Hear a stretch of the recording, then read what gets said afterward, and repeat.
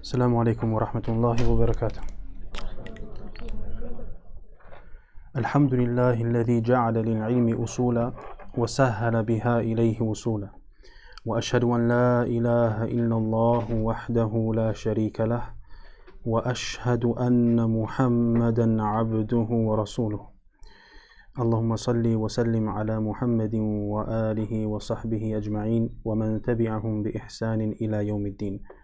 All praise and thanks are due to Allah, the one who made for knowledge foundations, and through them facilitated its attainment and preservation.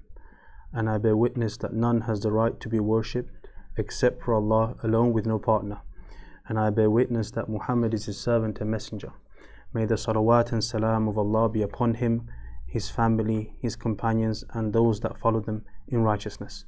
This is the third sitting in understanding a small introduction to Fiqh. And we had previously stopped at the end of section of As-Siwak and the start of section of Wudu. Naam.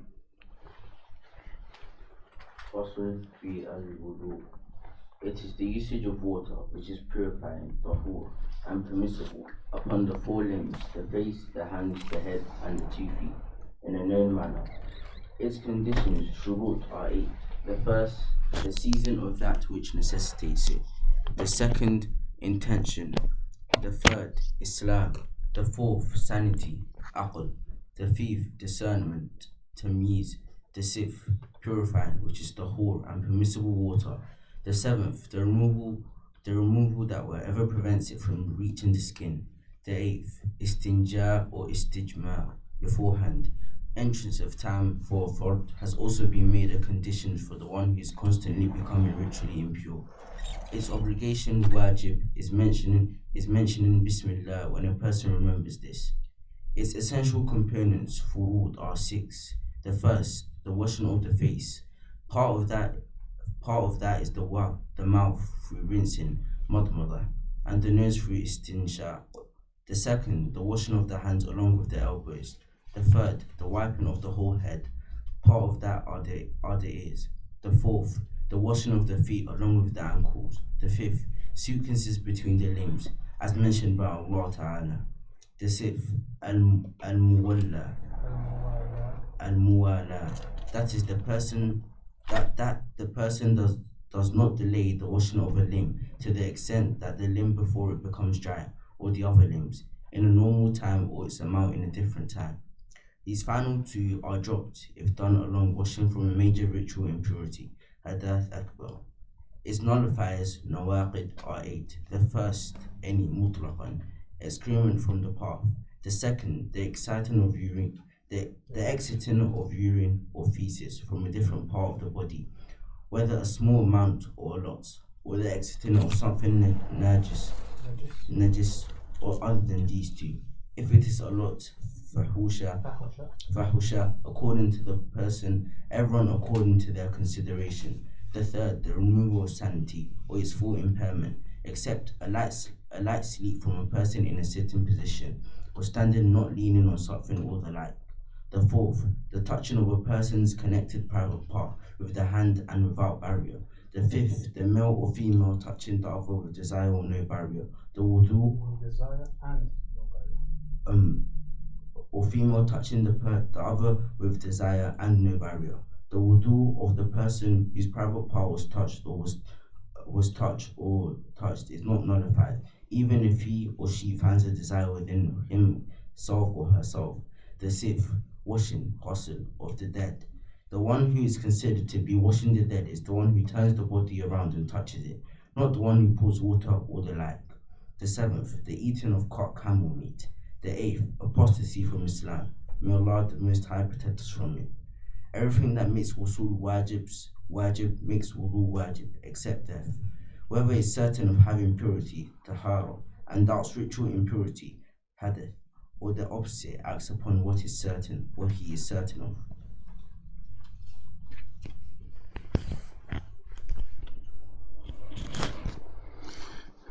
The author, Hafidahullah Ta'ala, began a new section, and he entitled it Fasl fil Wudu, a section with regards to the wudu.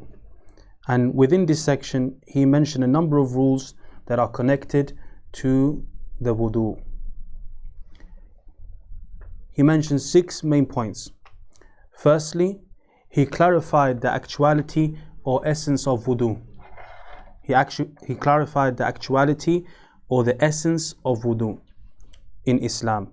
And that is found in his statement wherein he said, it is the usage, i.e. wudu is the usage of water which is purifying, tahur, and permissible upon the 4 limbs, the face, the hands, the head, and the feet, in a known manner.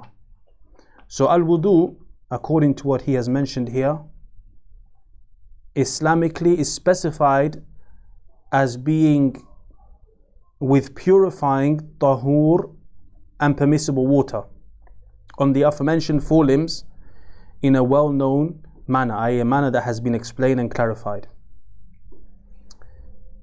So if we were to go with this explanation, that this definition that he has mentioned, then there are 2 descriptions that the water must have.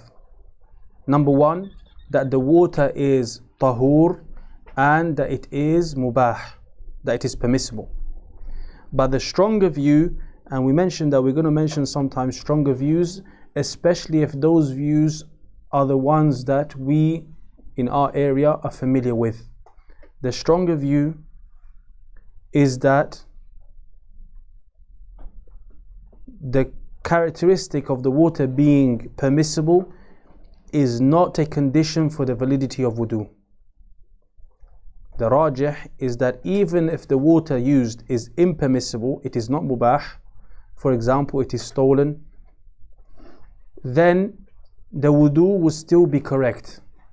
Sahhat al-wudu, but the person who does that, who steals that water, would be sinful for the act of stealing. The person would be sinful for taking that water, but the wudu will still be valid. So upon this view that we've just mentioned, then the definition of wudu would be the usage of water which is purifying upon the 4 limbs, the face, the hands, the head, and the feet, in a known manner, without mentioning the description of permissibility for the water. Then the author rahimahullah, hafidhahullah, went on to mention the second main point. And that second main point is that the wudu has various conditions. And these are known in Arabic as shurut. Conditions, i.e. the word shurut, the plural of shart. And when we say this word shurut, they are, a condition is, or conditions are descriptions that are external to the actual act, i.e. the essence of the act. They are descriptions that are external, they are not part of the action, upon which the effect of it are built. I.e., they are descriptions, the shurut are descriptions that are not part of the action, and by the fulfillment of these descriptions, that thing will come into effect. And he mentioned that the conditions are 8.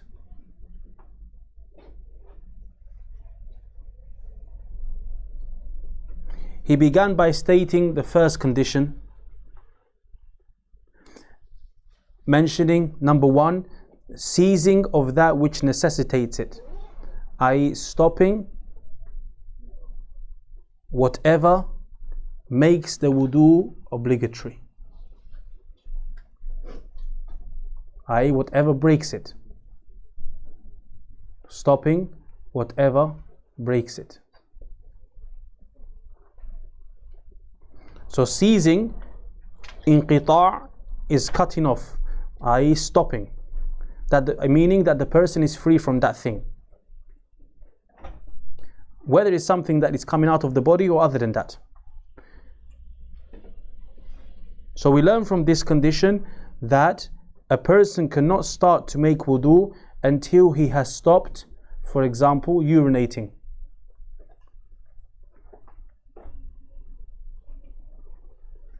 The second condition that the author mentions is an-niyyah, the intention. And the intention is the heart wanting to perform an action, seeking closeness to Allah. The niyyah is the heart wanting to do an action, seeking closeness to Allah. And a footnote there, the intention's presence is emphasized. By the howness of the intention is not, meaning a person gets up to go to the wudu area and he's going to make wudu. He doesn't have to stand there and think, I need to go and make wudu, and he says it in his head. So it is emphasized that we have to have an intention, but you don't find the scholar saying he has to say this or has to do this. So the howness of that intention is simple, but making sure that you have it is important. That you're doing it for Allah and that you're aware of what you're doing. The author rahimahullah then mentioned the third condition of wudu, and he said al-Islam, and that is the religion, Islam here meaning the religion that Muhammad sallallahu alayhi wasallam was sent with, and its actuality, its essence is submitting, or the submission of the servant to Allah inwardly and outwardly, out of worship for Him. Islam is the submission of the servant to Allah inwardly and outwardly, out of worship for Allah, for Him, i.e. for Allah. How is this worship done? By the legislation, by the rules that were sent upon Muhammad sallallahu alayhi wasallam. And he does this worship as though he can see Allah, or he is aware that Allah is watching him. And we spoke about this definition in Thalatha al-Usul. The fourth condition that the author hafidahullah mentions is al-aql, sanity. And al-aql is an ability or a power through which a person can understand things. Sanity, i.e. it is a capability that a person has through which he or she can understand things. That's what it means to have sanity. Number 5, or the fifth condition, discernment, tamyiz. And that is a description that the person has through which he can distinguish between that which benefits and that which harms.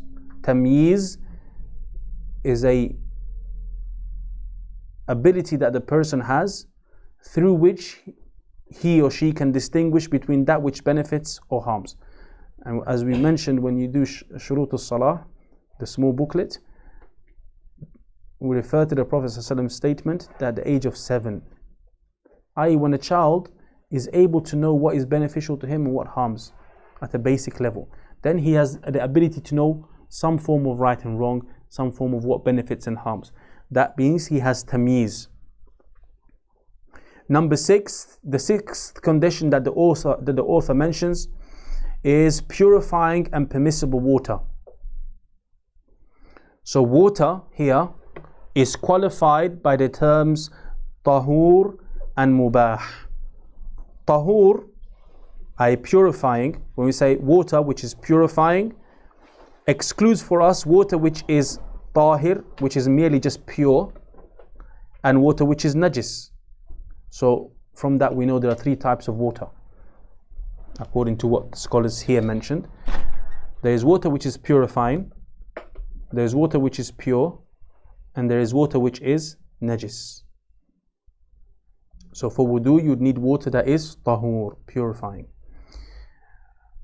And the word, the quality that is mentioned here, where it says permissible water, mubah, would exclude for us water that is stolen, or that has been placed by somebody for a specific purpose which does not include wudu.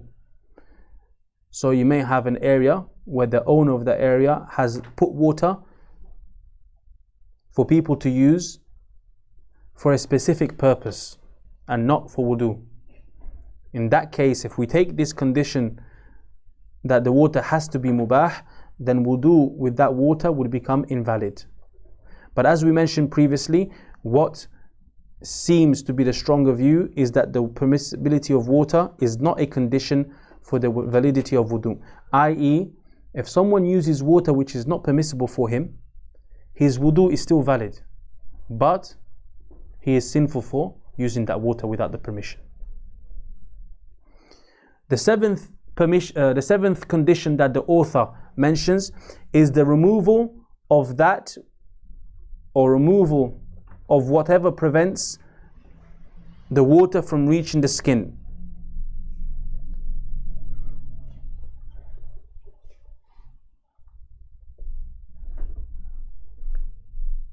So when a person is going to perform wudu, if he or she has anything that is on top of the skin, on the skin, and is preventing the water from reaching the skin, then he has to wash that off.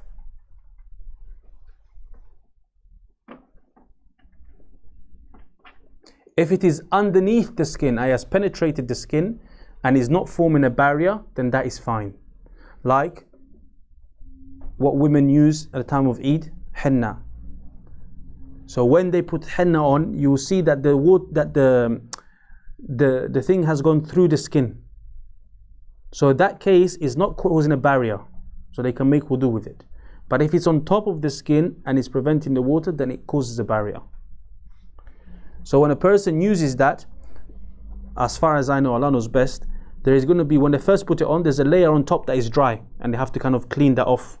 And then there's a layer that goes into the skin. So if they want to make wudu, they have to clean the layer that's dry, and then the layer that's underneath, that's penetrated the skin, does not have to be removed because it's already gone inside the skin. Similar to that is some types of creams.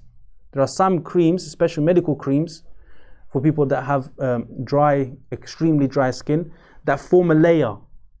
So a person has to be careful and make sure that the cream that they are using in those cases is not preventing the water from reaching the skin. But if it's causing harm, if that causes harm to the person, i.e. if a person making wudu, because they're doing it so often, causes harm to the skin, then they can speak to the imam or whoever they know of knowledge with regards to their situation, because they may have an exception as it's causing them excessive harm. But that's in excessive cases, not just anyone that get a little bit of dry skin and say I can't make wudu. Okay. The eighth condition that the author mentions is istinja or istijmar beforehand. We said istinja is a general term, and it's also a specific term depending on how you use it. Here, because it's been mentioned alongside istijmar, we take it as the specific term. So istinja is the removal of filth by the use of water, and istijmar is the removal of filth. We're talking about filth that comes out of the human body by the use of stones. Istijmar, let's repeat that. Istijmar is the removal of the ruling of the filth by the usage of stones or its likes. And this condition, this eighth condition, is only applicable if the wudu was broken or if any excrement has come out of the person. Then they have to make istinja or istijmar before wudu. Not directly before, but any time before. Example, if a person at dhuhr time prays dhuhr and then he passes wind, so he wants to make now wudu for asr, does he have to go and make istinja or istijmar? No, because nothing physical came out of him. If a person broke his wudu after praying Salat al-Dhuhr, he broke his wudu. Can you go knock on the door and tell them they're disturbing the class, please? If the person broke his wudu after Salat al-Dhuhr by urinating. Then when he finishes urinating, he does istinja. After Asr time, he wants to make wudu. He doesn't have to do istinja again because he already done it. He just does wudu, but he has done istinja. If the person after Dhuhr urinates and does not make istinja, and now he wants to make wudu at Asr time, then he has to do istinja or istijmar, one of the two. Is wadih? Okay. So we said if he passed wind, if he broke his wudu by sleeping, and then he woke up, does he have to make istinja? No. Okay. The author, rahimahullah ta'ala, then mentioned something which is an exception or a special condition. A condition which is specific for a certain type of person. He said the entrance of time, i.e. for the obligatory prayer, has also been made a condition for the one who is constantly becoming ritually impure, i.e. he has hadath, i.e. the one whose hadath starts and stops, but it does not stop fully.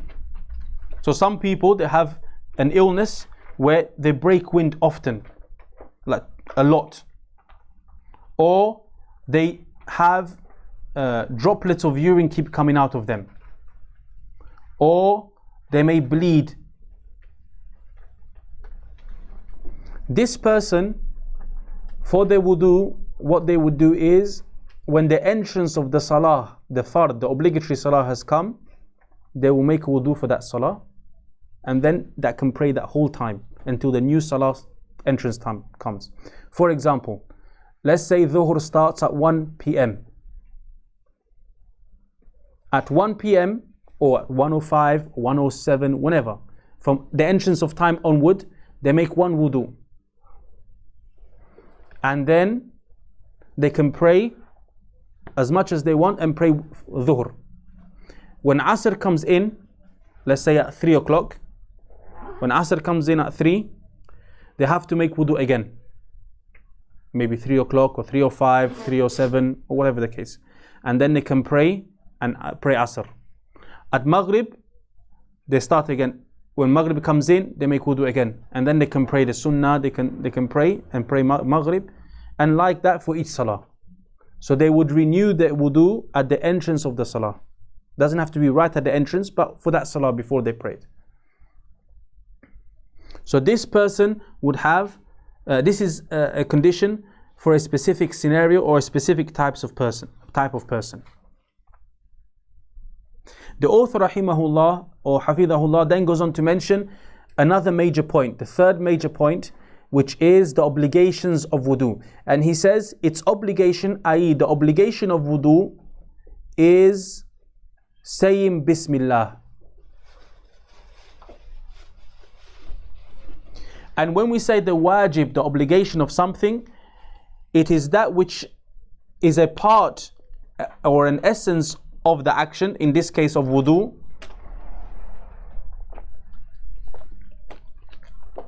but may be dropped due to an excuse. But may be dropped, it may end up being dropped with an excuse being present. When we say the wajib of wudu, it is something which is part of that thing, part of the wudu, it's part of its essence,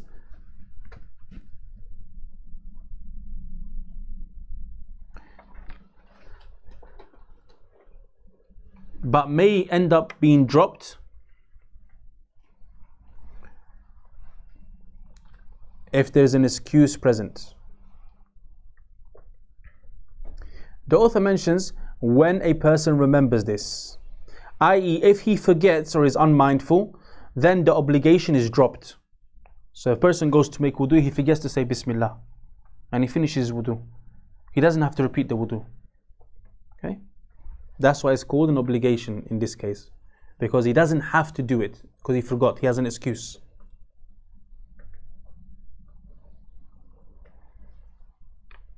And the stronger opinion is that mentioning the Bismillah the basmala is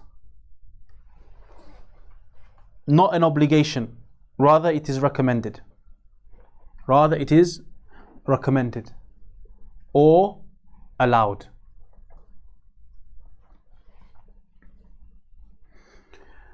Fourthly, or the fourth major point the author goes on to mention, is the furud of wudu. The furud of wudu, the essential components. When we say something is a fard of wudu or is from the furud of wudu, it means it is an aspect which makes up the essence of the wudu. It makes up the essence of the wudu. And they cannot drop, these aspects cannot drop as long as the ability is there. And they cannot be made up by other things. So with the Bismillah at the start, we said, if a person forgets, he's excused. With these, the essential components, if the person forgets, he's not excused. Okay? The author numbered them and said they are 6. There are 6 furud, essential aspects of the wudu. They are, number 1, the washing of the face. The washing of the face. And part of that, part of the face, is the mouth and the nose.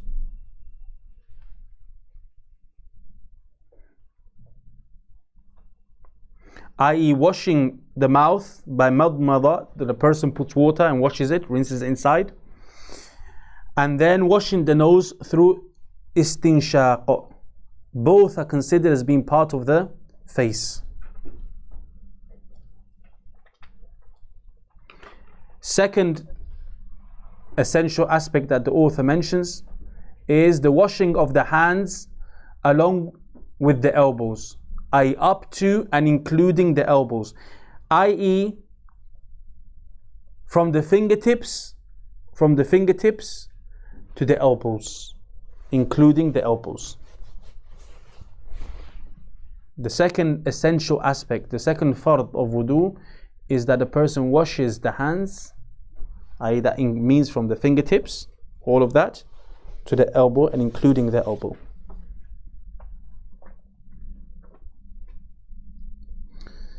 Third essential aspect the author mentions is wiping of the whole head.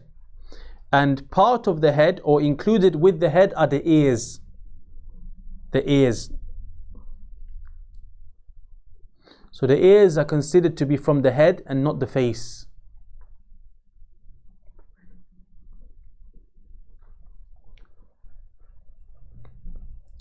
Fourth essential aspect that the author mentions, the washing of the feet along with the ankles, i.e. up to and including the ankles. The ka'ab, we said the ka'bayn, the ka'ab is the bone which is at the bottom of the leg, i.e. with the shin, and at the top of the foot. So there, and then the inside. You have the ankle on the inside, the outside. And then the other foot, you have the inside part, and then the outside. So this part of the foot is to be washed. So the person washes from the toes and includes the ankles.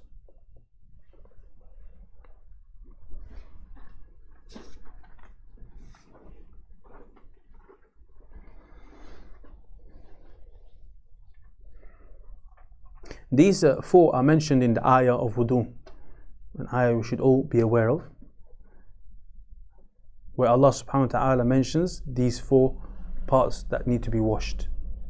The 5th essential aspect of wudu, the fard from the furud of wudu, is sequence between the limbs. Sequence between the limbs, as mentioned by Allah subhanahu wa ta'ala, the ayah when He mentions the 4 limbs. The sequence that is mentioned here is with regards to the limbs one after the other. So the person will go from the face, the hands, and so forth. Then the wiping of the head and the feet. That is the sequence there. Yes? It is not talking about the sequence between the limbs themselves. So we know that the person should start with his right arm, his right hand, and then his left. That's a sequence. But this sequence is not what we're mentioning here. What does that mean? If a person washes his feet before he washes his hands, has he kept the sequence which is fard? No.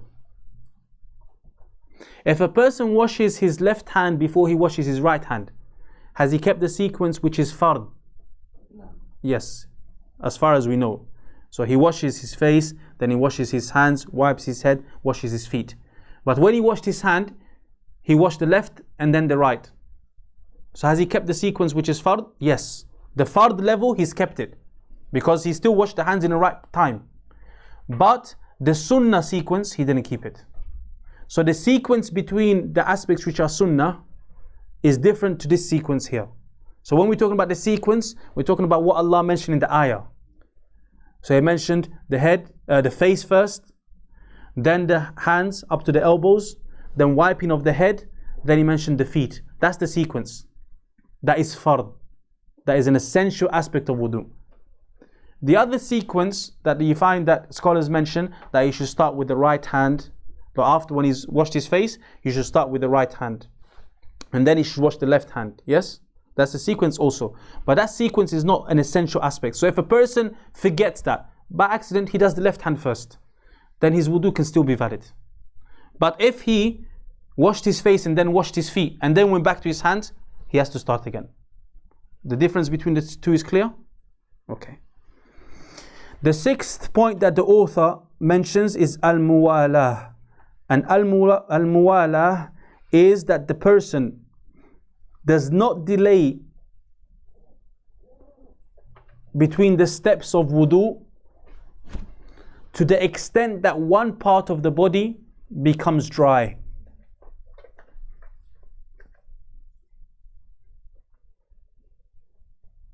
Either something that came before it or between the two parts that he's doing at the time. And the author says here, in a normal time. In a normal time meaning in a time which is average, it is not too hot, not too cold. Because when you say becomes dry, in the hot, if you're in the sun, it's going to become dry quicker. If you're somewhere where it's cold, it's not going to dry as quick. So it's talking about in a time between the two, in a normal time. But what is more correct, and what we've heard many times when we discuss this topic, is that the dhabit, the thing to take into consideration, is not whether it becomes dry or not in and of itself. That's an indication. But rather, what the person takes into consideration is the custom of the people. So, a person, for example, he's making wudu, and a person here at the masjid, he's making wudu, he's washed his face, he's washed his hands. Then someone walks into the wudu area and says to him, Akhi, where's the bathroom? Where's the toilet? So he steps outside the wudu area and he just says, if you just go upstairs, it's there. Then he goes back into the wudu area and carries on washing from where he stopped. He just finished his hands, so now he's gonna wipe his head. His wudu, now did he stop for long enough that he's not making wudu anymore? No. We all will say no. He's just stopped for a second. But now imagine a person is making wudu, he's washed his face, including the nose, the mouth, and then he's finished his hands, and someone says, Akhi, we just got to load the van, we got clothes to take. So he comes outside, he starts loading the van for 5 minutes, and then he goes back to the bathroom and he wipes his head and says, I'm going to carry on wudu. Would that be valid? No, because he's taking a break.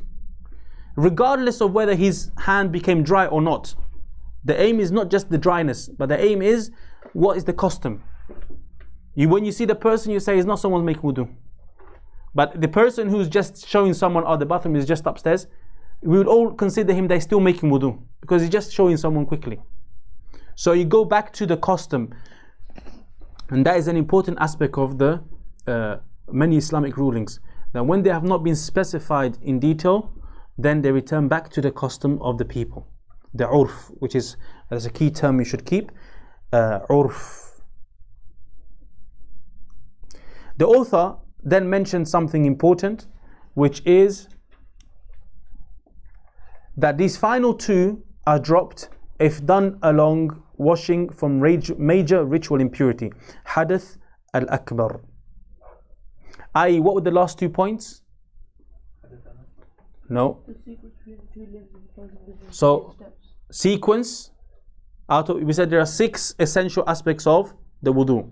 We mentioned the 4 limbs, then we said sequence, tartib, and then we said, 6, muwala, that is done consecutively with no breaks in between, yeah, or not proper breaks in between. These last 2, muwala and the order, they don't apply if a person is washing from major ritual impurity. When you're doing ghusl, these 2 last things don't apply. You don't have to have these 2 last things. So a person goes to make ghusl, he does not have to keep the sequence of wudu, and he does not have to have muwalat between the 2, between the body parts. The 5th point that the author rahimahullah, hafidhahullah, mentioned are those things which nullify and render a person's wudu invalid. They are mentioned as being nawaqid. And nawaqid, the word nawaqid is the plural of naqid. Naqid. And a naqid is that which comes upon the wudu, it enters upon the wudu or comes to the wudu and removes the effects brought about by wudu. A person has wudu, he can do certain things now. He can pray, he can do certain things, right? Naqid is something that happens when a person has the wudu, it happens to it, and the effects of the wudu, like being able to pray, are removed. That's what a naqid is. It's something that comes and removes the effects of wudu. And they are numbered as being 8. The author numbered them as being 8.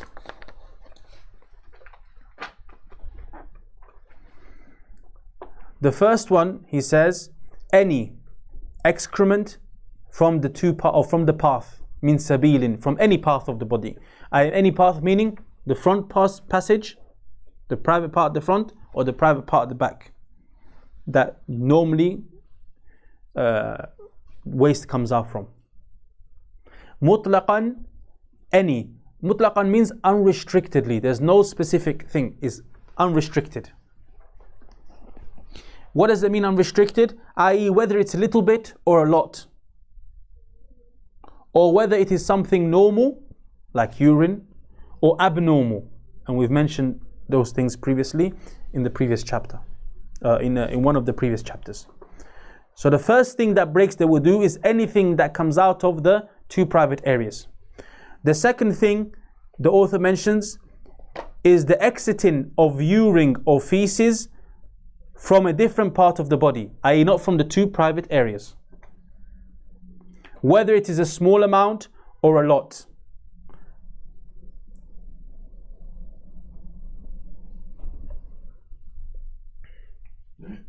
So for example, there are some operations and some procedures where the part of the intestine is opened and the waste comes out of another part of the body, not from the 2 private areas, comes out from the other part, from intestine into a bag or whatever the case. So that would cause their wudu to be broken whenever something comes out, whether it's a smaller amount, if it is urine or feces. So note here, because this is an important aspect. The exiting of urine or feces from a different part of the body, whether small amount or a lot. And still under number 2, he says, or the exiting of something najis, something which is najis coming out, other than urine or feces, not urine or feces. If it is a lot, number 1, if it is a lot, fahusha, according to that person. According to that person. So there are 2 things. Number 1, something najis coming out of the body, not urine or feces, something else which is najis. Najis is something that is Islamically impure, or Islamically impure. And number two, that it's a lot. So under this, you'll find that some scholars would mention, for example, blood. Blood.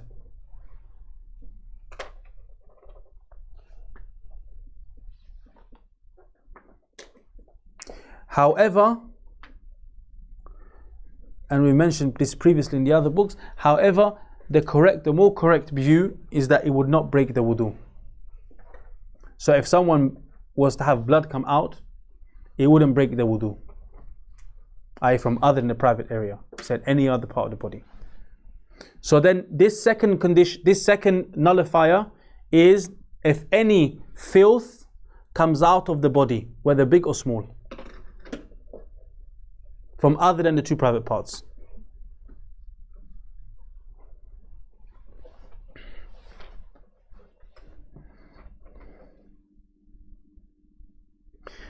The third thing that the author mentions, okay, just as a side point, because we're learning from this particular book, so if you ever hear this in the future, here where it says according to the person, i.e. everyone according to their consideration, because the amount of blood that one person may have, that is a lot for them, for another person is a little.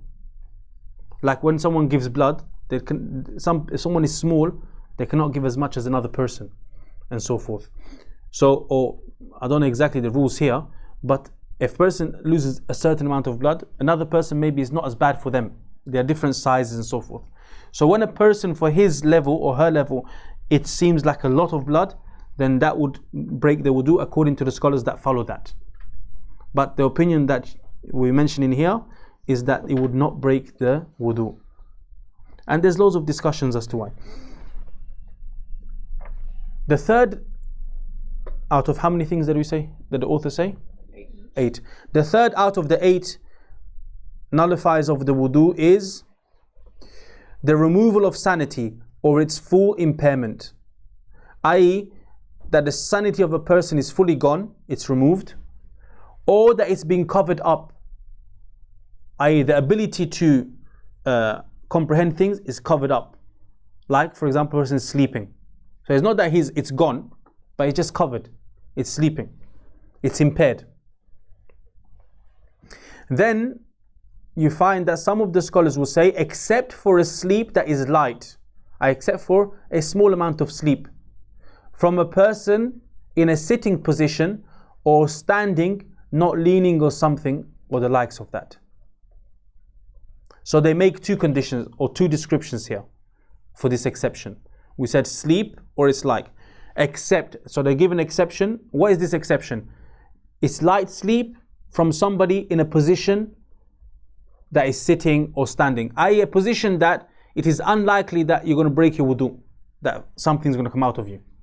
If you're lying down, you might end up passing wind and not realizing. But if you're sitting, it is unlikely that you will do so. Or if you're standing, it is unlikely that you will have a deep sleep when you're standing, unless you're leaning on something. Or you had it. You look okay. But what is the determining factor is not whether the person is sitting or not in and of itself. Is the person aware or not? The determining factor as to whether if the wudu has gone or not is the person aware or not? If the person lost the ability to comprehend what was going on, i.e. then his wudu would have gone. i.e. if the sleep overtakes him and he is not aware of what is going on around him, then the wudu would have gone. But if he is sleeping lightly and he is aware of what's going on, then the wudu would not have gone. The fourth thing that the author Hafidhullah mentions is the touching of a person's connected private part with the hand and without a barrier. So there are a number of things here. i.e. the touching of a person's private part that is connected, i.e. not disconnected, i.e. is still connected to the body. With the hand, the touching occurs with the hand, not with the nails, not the back, the nails. Some scholars will say the back of the hand or the front of the hand, either, but there's touching occurring. But they make a distinction with the nails. Without a barrier, i.e. without something stopping the skin from touching. Without something that stops the skin from meeting. So whenever, according to this, then whenever the hand touches a private part, this would nullify the wudu. And as we've mentioned previously, the more correct view with regards to the touching of the private part is that it does not nullify the wudu. It does not nullify the wudu. Fifth,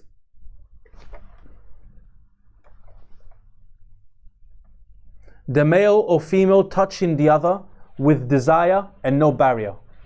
So there are two restrictions mentioned here. There's a desire, so the male touching a female or the vice versa, with desire and without a barrier.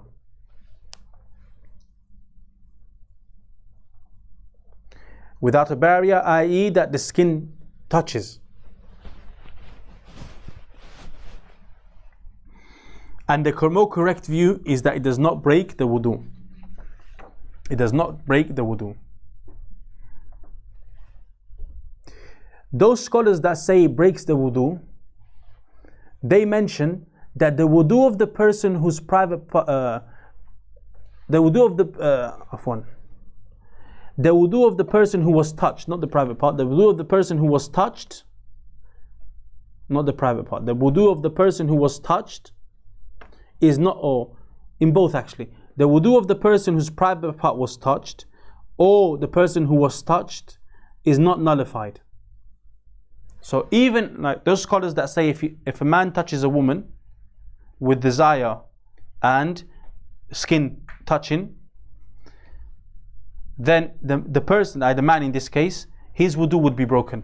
But the woman who was touched, her wudu would not be broken. But you said that this is the weaker opinion, right? I said that that's not the strongest opinion. Okay. Yeah. But now we just explain it because it's in the book. Okay. So if you follow that view, those scholars explain the person who touched, he is the one whose wudu is broken. So if a woman touches a man with desire and touches, then her wudu would be broken and his wudu would not be broken. Okay?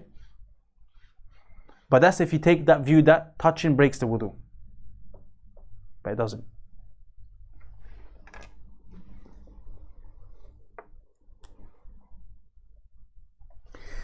The sixth thing that breaks the wudu that the author mentioned is washing of the dead. Washing of the dead. And he clarified that washing of the dead, when a dead person, they are to be washed. You make ghusl on them. They do ghusl for them. The person who is considered the one washing the dead, that whose wudu needs to be redone, is the one who is touching the person and is turning him and so forth. Not the one who is just pouring the water or preparing the clothes, for example. The seventh out of the 8th is the eating of cut camel meat. If a person eats camel meat, it has been cut, then the wudu is broken. The 8th thing that breaks the wudu that the author mentioned is a person leaving Islam. May Allah the Most High protect us from that. Then the author mentioned a comprehensive rule. He says everything that makes ghusl wajib, everything that makes ghusl wajib makes wudu wajib except for death.